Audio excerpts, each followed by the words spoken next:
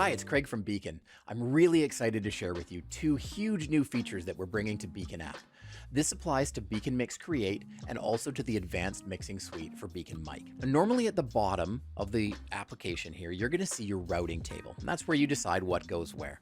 Well, next to that, we've added a new assignments tab, and that covers the two features that I'm going to bring to you. We all know that setting default devices inside of Windows can be a huge pain. You set them the way you want, and then Windows comes in and you plug in a piece of hardware or you do a driver update, and Windows will change those things right from under your feet, and that could be right while you're streaming or doing something else important and could be a real pain. So what we've done is we've brought all of those Windows device controls directly into Beacn app. So you can see here that I have my default recording and playback devices set.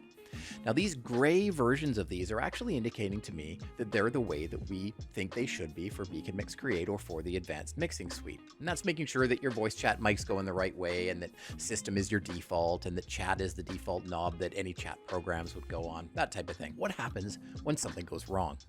Let's turn it away from voice chat mic here on the default. And you're going to see that now it's turned red and it's saying, whoa, that's not really what we think it should probably be. You should probably do something about that. So up here in the top right corner is a little bar that says your default devices are not set correctly. Let's click there. And now a window comes up and we have some choices. We can reset this once back to the way we set it. We can reset it automatically, or we can cancel out if we did make this change on purpose. Let's try reset once. So now let's see very quickly, voice chat mic is now the default again, which is really cool. If I switch it back to this other wrong setting and go back into this menu, the one I love to use is I actually click don't show me this message again and reset these things automatically. And you'll see that this VOD track changes back to the voice chat mic how it should be. Now I'm going to try setting it to something else. Let's go audience mix, and I'm not going to touch anything. And boom, there it goes, back to where it should be. So worst case scenario, you get a tiny little blip as Windows tries to mess with something, and then we grab it right back and put it right where it's supposed to be. This is incredibly useful as like a seatbelt for you to make sure that everything is always routed the way it should be.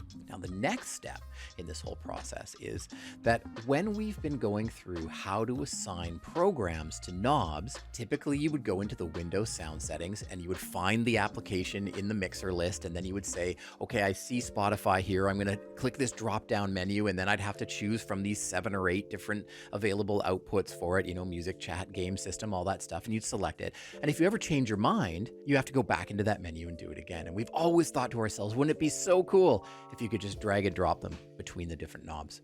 And we dug way into Windows, and man, props to the dev team for doing this, but we are now able to take the programs and drag and drop them between the knobs, which means it's actually physically changing the hardware output device inside Windows without having to go to those menus, and it remembers them.